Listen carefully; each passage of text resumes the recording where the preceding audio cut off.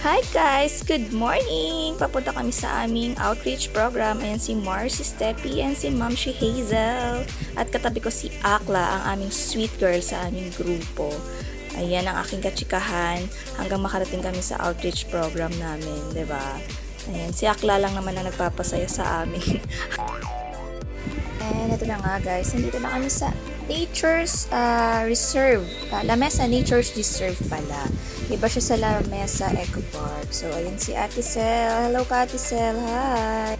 So, ito na guys. Nag-gather na po lahat ng mga ka-workmates. Nagpapahinga konti bago pumunta sa aming tree planting area.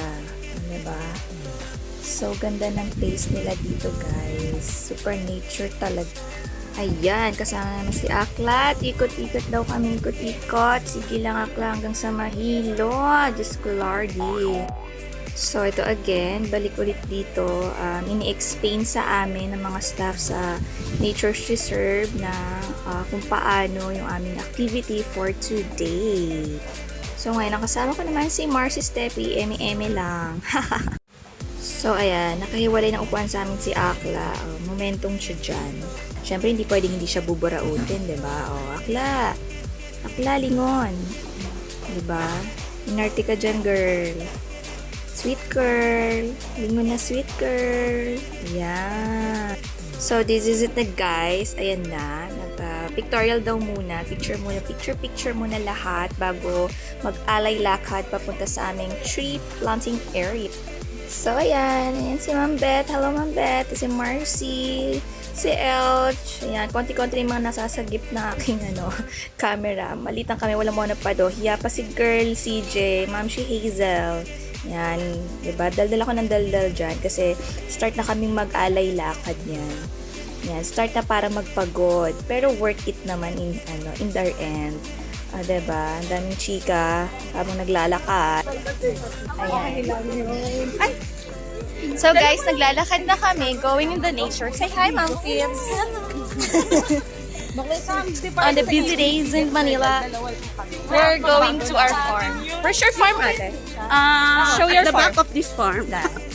Lahat yan ng nakikita nyo. Ay, pag-aari ko! Hindi atin yan. Diba? So ayan, hindi ko pinoise over yung sa amin ni Ate Zel. Wala lang. Cute-cute kasi namin dalawa doon. So ayan na, mga akla. Ayan. Nasa unahan namin ang aming napakagandang HR manager. Hello, Ma'am Jo. Ayan, walking. So ayan, lakad-lakad. Walang hangganang lakad. Mga pagoda, pero maganda pa di. And finally guys, nandito na kami sa aming tree planting area. Sobrang pagod. Ayan. Kasama pa rin ang aking mga akla momshies. And eto na nga guys, ina-explain na sa amin kung paano mag-plant ng tama. So ayan, na-explain lang po yan ni sir na kailangan punitin ganyang way para hindi madurog daw yung lupa. Kasi once na matanggal yung lupa, may possibility mamamatay ang halaman na iyong itinanim. So sayang naman. So yan, well explain lang siya. Sobrang learnings ang aming activity for today. So ayan, nilulubog na ang halaman. Tamang paglagay, proper. So explain lang ni sir yan. So ayan, takpan daw siya ng lupa na maigi para hindi mapasukan ng maraming water once na umulan.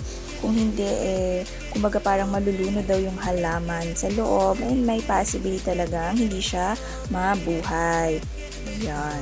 Explaining lang yung tamang proper ng pagtatanim talaga.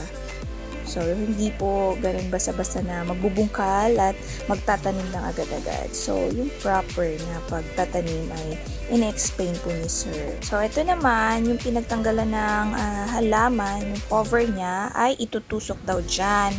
Kasi, para daw mamomonitor. Parang yan yung way nila na malaman nila na bagong tanim siya at babantayan nila yan. So, parang time by time, titingnan nila yan or days by days. Basta yon yan yung tanda nila na bagong tanim yung halaman na yun. So, yun yung purpose. So, hindi lang siya basta-basta itatapon lang. O, diba? Ang daming learning sa pagtatanim sa La Mesa Nature's Reserve. So, ayun lang. Super ganda na activity na ito ng aming company. Sobrang natuwa ako dito. Super appreciate this day. Worth it ang pagod para dito. So, ito na nga guys. So, ako naman ang gagawa. So, sinunod ko lang naman kung ano yung tamang pag-explain kanina ni Sir. Ayan. So, punit tayo, girl. O, diba? Masunurin ako. Careful talaga ako. Ayun, si Kuya nakikita niya, binabantayan. Nagbabantay siya ng kung tama ba ang aking pagtatanim. Ayan. May mga nag-guide naman dito. Kaya sobrang nakakatuwa din.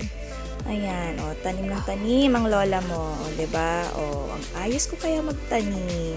Pwede na ako mag-apply sa lamesa. Char! Pwede naman as volunteer. Yun lang kasi malayo. Pero at least na-experience ko siya. So, super thank you talaga ako for this day. Ayan. Diba? So, kinarir ang pagiging plantita for 2 days. O, diba? Ayan. Sabi kasi kailangan isiksik ang halamang maigi. Ayan. O, baka sabihin nyo kung anong chap-chap ko.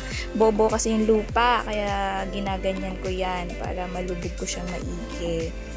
Ayan. O, diba? Super trained tayo sa explanation ni Sir. Tama na ba kaya itong ginagawa ko?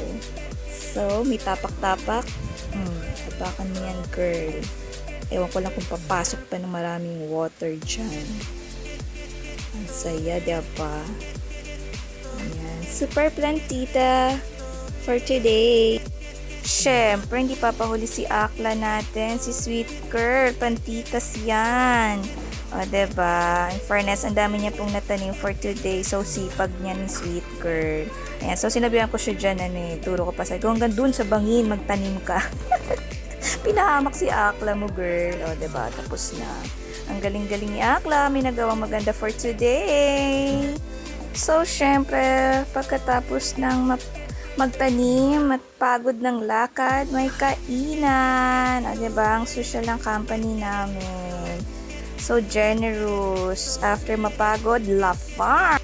So, yan. Update. Check natin kung fresh pa ang mga momshi natin.